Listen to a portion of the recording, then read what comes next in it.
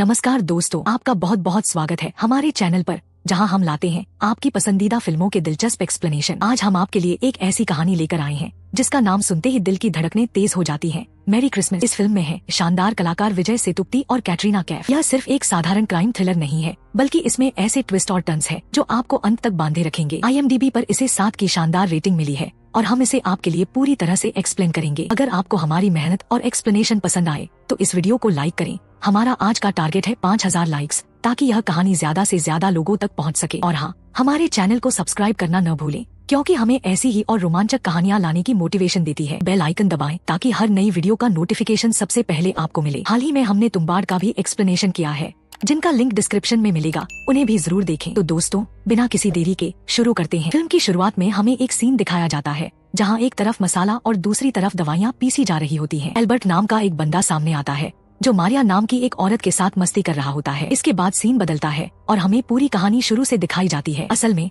Albert काफी लंबे अरसे बाद मुंबई लौट आया था और अपने पड़ोसी यादूम अंकल से मिलता है। अंकल उसे देखकर खुशी से झूम उठते हैं और उसे उसके पुराने कमरे में लेकर जाते हैं। यहाँ हमें पता चलता है कि एल्बर्ट पूरे 7 साल बाद दुबई से वापस आया है और इसी दौरान उसकी माँ का देहांत हो गया था। एल्बर्ट घर में पड़ी अपनी पुरानी चीजों को देखता है। तभी ये दो अंकल अपनी बनाई हुई वाइन लेकर उसके पास आते हैं और उसे अपने घर डिनर के लिए बुलाते हैं, मगर एल्बर्ट कहता है कि आज वो बाहर जाएगा और उन्हें मना कर देता है। इसके बाद सीन बदलता है और एल्बर्ट अपनी माँ की तस्वीर के सामने कैंडल जलाता है। वहाँ रखी कुछ पुरानी तस्वीरों को वो गुस्से में फाड़ देता है और फिर बाहर निकल जाता है। अब एल्बर्ट किसी पब्लिक फोन से किसी को कॉल करने की कोशिश करता है, मगर जैसे ही बाहर आता है वहाँ पुलिस वालों को देखकर तुरंत साइड में खड़ी एक गिफ्ट शॉप में चला जाता है। वहाँ से वो एक शोपीस खरीदता है और फिर एक रेस्टोरेंट में जाकर ड्रिंक करता है। जब वो वॉशरूम जाता है तो एक आदमी उसे कहता है कि सामने बैठी औरत से जाकर कह दो कि उसके साथ वाला आदमी चला गया है क्योंकि उसे कुछ जरूरी काम आ गया था। एल्बर्ट उस औरत के पास जाता है और उसे सब बताता है। असल में उस औरत का नाम मारिया था, जो अपनी बेटी एनी के साथ रेस्टोरेंट में आई थी। पहली नजर में ही एल्बर्ट को मारिया पसंद आ जाती है। वो दूर की टेबल से उसे देखता रहता है। फिर जैसे ही मारिया अपनी बेटी के साथ वहाँ से निकलती है,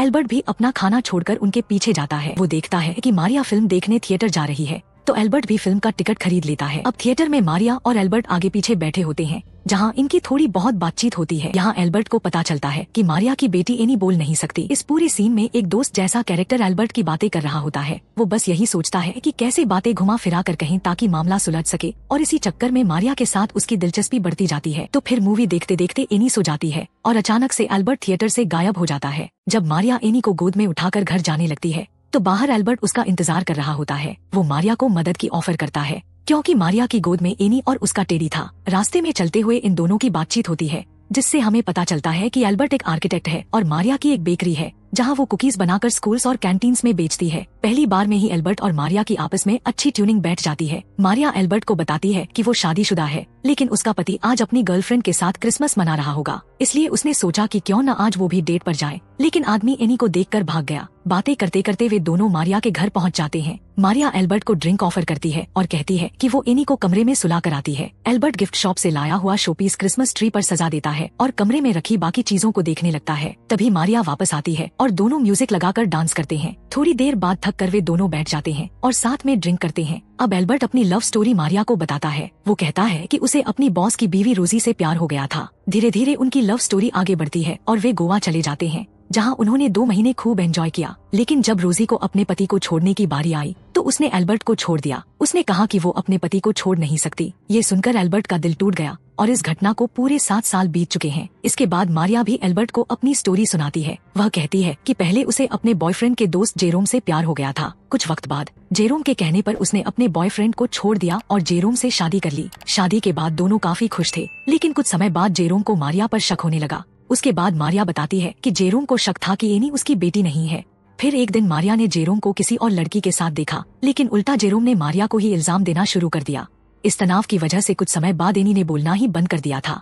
अब हमें दिखाया जाता है कि एल्बर्ट ने थोड़ी देर पहले कागज की बहुत सारी डक्स बनाई थी और फिर दोनों उन्हें जलाकर विश मांगते हैं। इसके बाद मारिया अपनी बेटी एनी के लिए एक नोट लिखकर रखती है और एल्बर्ट के साथ बाहर चली जाती है। वे दोनों शहर में कई जगह घूमते हैं और आखिरकार एल्बर्ट के घर पहुँचते हैं, जहाँ दोनों एल्बर्ट के अंकल की दी हुई वाइन पीते हैं। उनकी नजदीकियां बढ़ जाती हैं और वे एक दूसरे के काफी करीब आकर किस करने लगते हैं। तभी मारिया को शीशे में कुछ दिखता है और वो तुरंत वॉश बेसिन में जाकर अपना चेहरा साफ करने लगती है। इसके बाद एल्बर्ट मारिया को उसके घर छोड़ने आता है। जैसे ही एल्बर्ट वापस जाने लगता है, मारिया उसे क्रिसमस मनाने के लिए ऊपर चलने को कहती है। दोनों ऊपर जाते हैं और एल्बर्ट देखता है कि चेयर पर जेरोम की लाश पड़ी हुई है। ऐसा लग रहा था जैसे उसने आत्महत्या की हो। मारिया अब एल्बर्ट से कहती है कि पुलिस को बुलाए, लेकिन एल्बर्ट घबरा जाता है। वह कहता है कि अगर पुलिस आई तो उसी को गिरफ्तार करेगी, क्योंकि उसने ही पहले रोजी को मारा था। पुलिस का सारा शक एल्बर्ट पर जाएगा और एल्बर्ट की वजह से मारिया भी फंस सकती है। अब एल्बर्ट अपने फिंगरप्रिंट्स साफ करता है और क्रिसमस ट्री पर रखा हुआ वो शोपीस देखने जाता है जो उसने लगाया था, लेकिन अब वो वहाँ नहीं होता। घबराहट में एल्बर्ट वहाँ से भाग जाता है। इसके बाद कहानी फ्लैशबैक में जाती है, जहाँ हमें 7 साल पुराना सीन दिखाया जाता है। उस सीन में एल्बर्ट और रोजी के बीच काफी बहस हो रही थी, लेकिन थोड़ी देर बाद सब शांत हो गया था। एल्बर्ट ने रोजी को मनाने के लिए उसे डोसा बनाकर खिलाया और डोसे के मसाले में अंगूठी छुपाकर उसे प्रपोज किया। जैसा कि हमें मूवी के शुरू में दिखाया गया था कि कोई मसाले में रिंग छुपा रहा है, लेकिन रोजी ने एल्बर्ट के प्रपोजल को ठुकरा दिया। इस पर गुस्से में आकर एल्बर्ट ने रोजी को जान से मार दिया। यही वजह थी कि एल्बर्ट ने 7 साल की सजा काटी थी और अब जब वह बाहर आया तो उसका अतीत फिर से उसे घेरने लगा था। यहाँ पूरी कहानी एक ऐसे मोड़ पर आ जाती है जहाँ एल्बर्ट के गुनाह और उसकी मानसिक स्थिति के कारण उसकी जिंदगी एक बार फिर से उलझ जाती है। तो इसका मतलब यह था कि एल्बर्ट ने झूठ बोला था कि वह दुबई गया था, असल में वह कहीं नहीं गया था। इसके बाद हमें दिखाया जाता है कि एल्बर्ट मारिया के घर से निकलने के बाद रास्ते में एक चाय की दुकान पर रुकता है। वहीं वह मारिया को उसकी बेटी एनी के साथ जाते हुए देखता है और उनका पीछा करने लगता है। अगले सीन में दिखाया जाता है कि मारिया चर्च गई है, जहाँ वह बेहोश हो जाती है। तभी रोनी नाम का एक आदमी आता है और मारिया को सहारा देकर उठाता है। वहीं पर एल्बर्ट भी मौजूद होता है और मारिया से मिलता है। मारिया एल्बर्ट से कहती है कि वह वहाँ से चला जाए, लेकिन एल्बर्ट मना कर देता है क्योंकि उसे अब मारिया पर शक हो गया था। इसी बीच रोनी मारिया और एनी को घर ड्रॉप करने की पेशकश करता है और एल्बर्ट से कार चलाने के लिए मदद मांगता है। सब मिलकर मारिया के घर पहुँचते हैं। घर पहुँचने पर मारिया रोनी को ड्रिंक ऑफर करती है। अब एल्बर्ट को फ्लैशबैक आता है कि ऐसा ही कुछ पहले भी हुआ था। जब वे सब मारिया के घर के अंदर जाते हैं तो एल्बर्ट देखता है कि जेरोम की लाश गायब है और वह शोपीस भी अब क्रिसमस ट्री पर लगा हुआ है जो पहले गायब था। मारिया अपनी बेटी एनी को सुलाने जाती है और इस बीच रोनी एल्बर्ट से कहता है, हम दोनों इस लड़की पर ट्राई करते हैं, जिसका लक अच्छा हुआ उसे मारिया मिलेगी। जब मारिया एनी को सुलाकर वापस आती है तो वह कहती है कि उसकी घड़ी चर्च में छूट गई है और उन्हें वहाँ वापस जाना होगा। इस पर रोनी कहता है ठीक है, और साथ में यह भी कहता है कि रास्ते में हम एल्बर्ट को भी छोड़ देंगे। असल में रोनी मारिया के साथ अकेले में एंजॉय करना चाहता था, लेकिन उसे यह नहीं पता था कि उसके साथ आगे क्या होने वाला है। रोनी और मारिया कार में बैठकर निकलते हैं और रास्ते में एल्बर्ट को छोड़ देते हैं, लेकिन एल्बर्ट चुपके से वापस मारिया के घर चला जाता है। वहाँ पहुंचकर उसे जेरोम की लाश फिर से दिखती है। इसके बाद वह एनी के पास जाकर उसे एक कहानी सुनाने लगता है। थोड़ी देर बाद रोनी और मारिया भी घर वापस आ जाते हैं। रोनी भी जेरोम की लाश देखता है और उसे यह पूरा मामला सुसाइड जैसा लगता है। अब मारिया रोनी से कहती है कि वह पुलिस को बुलाए। रोनी तुरंत पुलिस को कॉल करके बुला लेता है। तभी मारिया एल्बर्ट को अपने घर पर देख लेती है और उसे तुरंत वहाँ से जाने के लिए कहती है। यहाँ से हमें यह समझ में आता है कि यह पूरा प्लान मारिया का था। जब एल्बर्ट सीढ़ियों के रास्ते बाहर जाने की कोशिश करता है तभी पुलिस वहाँ आ जाती है। अब एल्बर्ट घबराकर ऊपर के कमरे में जाकर छुप जाता है। यह कहानी अब एक ऐसे मोड़ पर आ जाती है जहाँ सच और धोखा आपस में उलझ गए हैं। मारिया का असली इरादा क्या था? क्या एल्बर्ट बच पाएगा या पुलिस उसे पकड़ लेगी? ये सवाल अब सामने खड़े हैं और कहानी एक सस्पेंस भरे मोड़ की ओर बढ़ रही है। जब एल्बर्ट ऊपर वाले कमरे में छुपने के लिए जाता है तो वहाँ कुछ ऐसा देखता है कि वह दंग रह जाता है। इस बीच पुलिस मारिया के घर आकर जांच शुरू कर देती है। रोनी पुलिस को बताता है कि वह कैसे मारिया से मिला और क्या क्या हुआ, लेकिन उसने एल्बर्ट के बारे में कुछ भी नहीं बताया, क्योंकि रोनी ने पहले ही मारिया को बोल दिया था कि एल्बर्ट 7 साल बाद दुबई से वापस आया है और वह उसे इस मामले में शामिल नहीं करेंगे। पुलिस इंस्पेक्टर मारिया से गन के बारे में पूछता है तो मारिया बताती है कि यह गन जेरोम की है और वह ड्रग्स भी लेता था। इसके बाद वह रोने का नाटक करने लगती है जैसे वह बहुत परेशान है। पुलिस वाले फिर इन्हीं से पूछताछ करने की कोशिश करते हैं, लेकिन वह तो बोल ही नहीं सकती थी। इस बीच हमें दिखाया जाता है कि कांस्टेबल लक्ष्मी को लगने लगता है कि यह सब मारिया और रोनी ने ही किया है, ताकि वे दोनों जेरोम को हमेशा के लिए रास्ते से हटा सकें। रोनी अब अपने वॉलेट को सोफे के पास ढूंढता है, लेकिन वह उसे नहीं मिलता क्योंकि शायद वह वॉलेट क्राइम सीन के पास गिर गया था। पुलिस मारिया के उस कमरे को सील कर देती है जहां जेरोम की लाश मिली थी और लाश को पोस्टमार्टम के लिए भेज देती है। पुलिस के जाने के बाद मारिया एक वुड कटर लेकर ऊपर के कमरे में जाती है और वहां सारा सामान काटने लगती है। तभी अचानक एल्बर्ट वहां आ जाता है और मारिया उस पर वुड कटर से हमला कर देती है, लेकिन एल्बर्ट किसी तरह उसे रोक लेता है और कहता है कि उसने ऊपर और नीचे के कमरे को बिल्कुल एक जैसा सजाया है ताकि किसी को यह पता न चले कि नीचे जेरोम की लाश पड़ी है और ऊपर का कमरा खाली है। एल्बर्ट बताता है कि जब वह पहली बार मारिया के साथ आया था तब उसे लाश नहीं दिखी थी, लेकिन जब वह दूसरी बार लौटा तो सोफे पर जेरोम की लाश पड़ी थी। उसे यह सब तब समझ में आया जब वह पुलिस से बचने के लिए ऊपर वाले कमरे में छुपने गया था। एल्बर्ट मारिया से पूछता है कि उसने यह सब क्यों किया। तब मारिया बताती है कि उसने यह सारा प्लान पहले से ही बना रखा था, क्योंकि जेरोम ने उसका और उसकी बेटी का जीवन नर्क बना दिया था। मारिया खुलासा करती है कि उसने जेरोम की व्हिस्की में बहुत ज्यादा ड्रग्स मिलाकर उसे बेहोश कर दिया था। यहाँ पर पता चलता है कि मारिया ने यह सब सोच समझ कर किया था, ताकि वह जेरोम को हमेशा के लिए खत्म कर सके और खुद को और अपनी बेटी को उस जहरीले रिश्ते से आजाद कर सके। मारिया ने एल्बर्ट को बताया कि उसने जेरोम को उसी रात मार डाला था जब वो पहली बार एल्बर्ट के साथ आई थी। एनी को सुलाने के बहाने मारिया ने जेरोम को खत्म कर दिया था, और जब वे दूसरी बार वापस आए थे तब नीचे वाले कमरे में जेरोम की लाश पड़ी हुई थी।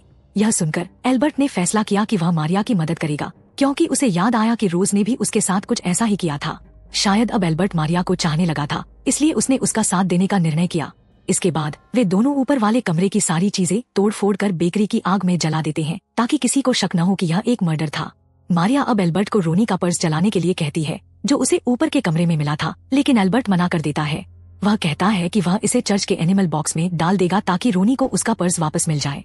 जाते हुए एल्बर्ट मारिया से कहता है कि वह एनी को उसका गिफ्ट दे दे और बोले कि सेंटा ने यह दिया है। अगले सीन में पुलिस इंस्पेक्टर रोनी को जमकर मारता है, और इसी मारपीट के दौरान पुलिस को एल्बर्ट के बारे में जानकारी मिलती है। इसके बाद पुलिस एल्बर्ट को पुलिस स्टेशन ले जाती है। वहाँ एल्बर्ट पुलिस स्टेशन में बैठकर फिर से पेपर की डग बनाकर टेबल पर रख देता है। इंस्पेक्टर एल्बर्ट को एक कमरे में ले जाता है, जहाँ एल्बर्ट उसके सामने आधी बातें खोल देता है कि वह कैसे मारिया और रोनी से मिला और क्या क्या हुआ। इसके बाद पुलिस स्टेशन में मारिया और उसकी बेटी एनी को बुलाया जाता है, ताकि मारिया का स्टेटमेंट लिया जा सके। पोस्टमार्टम रिपोर्ट में भी यह मामला सुसाइड का ही निकला था। अब मारिया अपनी स्टेटमेंट देती है और आखिर में कहती है कि एक एल्बर्ट नाम का आदमी भी उसकी मदद कर रहा था। दरअसल मारिया ने एल्बर्ट का नाम इसलिए बताया क्योंकि उसे टेबल पर रखी हुई पेपर की डग देखकर समझ आ गया था कि एल्बर्ट को भी पुलिस ने यहाँ बुला लिया है। इस आखिरी मोड़ पर कहानी फिर से उलझ जाती है, जहाँ दोनों के रास्ते फिर से एक दूसरे से टकरा जाते हैं। पुलिस को मारिया और एल्बर्ट के पूरे सच का पता चलेगा या नहीं, यह अभी भी रहस्य बना हुआ है। अब दोनों के स्टेटमेंट एक जैसे होने की वजह से इंस्पेक्टर सोचने लगता है कि केस को बंद कर देना चाहिए। इंस्पेक्टर के हिसाब से एल्बर्ट कल ही जेल से वापस आया था और आते ही मर्डर करना उसके लिए मुमकिन नहीं था। जहाँ तक रोनी की बात थी, वो तो सिर्फ मारिया की मदद करने के लिए रुका था। क्राइम सीन के सबूतों से भी पता चल रहा था कि जेरोम ने ड्रग्स ली हुई थी। जब उसने मारिया का लेटर देखा जिसमें लिखा था कि वह किसी और आदमी के साथ बाहर जा रही है, तो उसे गिल्ट महसूस हुआ और उसने आत्महत्या कर ली। इसके बाद रोनी पुलिस को बताता है कि उसने जानबूझकर अपना पर्स सोफे में छुपाया था ताकि उसे एक बहाना मिल सके और वह मारिया से दोबारा मिल सके। लेकिन मर्डर के बाद जब उसने चेक किया तो पर्स वहाँ नहीं था। रोनी कहता है कि शायद कोई चोर आया हो जिसने उसका पर्स चुरा लिया और जेरोम का मर्डर कर दिया हो। यह सुनकर पुलिस इंस्पेक्टर कहता है कि वह केस की आगे जांच करेगा। फिर जब सभी लोग जाने लगते हैं, इंस्पेक्टर एनी को वह शोपीस दिखाता है और पूछता है यह किसने दिया। एनी जवाब देती है सेंटा ने, और एल्बर्ट की तरफ इशारा करती है। यह देखकर सब हैरान रह जाते हैं, क्योंकि एनी अब बोलने लगी थी।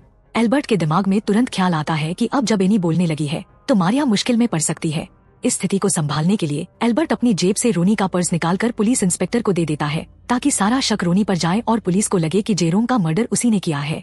इसके बाद एल्बर्ट रोजी की अंगूठी निकालकर मारिया को देता है, जिससे यह साफ हो जाता है कि उसने अब रोजी को पूरी तरह से भुला दिया है। फिर वह चुपचाप साइड में जाकर बैठ जाता है। इस पूरे घटनाक्रम का मतलब यह था कि एल्बर्ट ने अपनी कुर्बानी दे दी थी ताकि मारिया और उसकी बेटी को बचा सके। उसने अपनी पुरानी गलतियों को सुधारने का एक तरीका ढूंढ लिया था और अब वह अपने अतीत को पीछे छोड़कर मारिया को एक नई शुरुआत का मौका दे रहा था। यह थी मैरी क्रिसमस फिल्म की पूरी कहानी। आशा है कि आपको यह फिल्म और इसकी कहानी पसंद आई होगी। अगर आपको हमारी वीडियो अच्छी लगी हो तो कृपया लाइक और चैनल को सब्सक्राइब करना न भूलें। साथ ही कमेंट बॉक्स में हमें बताएं कि आपको यह कहानी कैसी लगी और कौन सा सीन आपके लिए चौंकाने वाला था। अगर आपको और ऐसी ही कहानियाँ सुननी है तो कमेंट बॉक्स में एक दिल वाला इमोजी भेजें। इससे हमें थोड़ा मोटिवेशन मिलेगा और अगला एक्सप्लेनेशन किस फिल्म पर करना है यह भी हमें बताएं। इसके अलावा हमने भक्षक नाम की फिल्म का भी एक्सप्लेनेशन किया है, जो बहुत ही बेहतरीन है। उसका लिंक भी नीचे दिया गया है, उसे भी जरूर देखिए। फिल्मों की दुनिया में ऐसे ही साथ जुड़े रहने के लिए हमारे चैनल को सब्सक्राइब करें और बेल आइकन को दबाना न भूलें, ताकि आपको लेटेस्ट अपडेट्स मिलते रहें। धन्यवाद।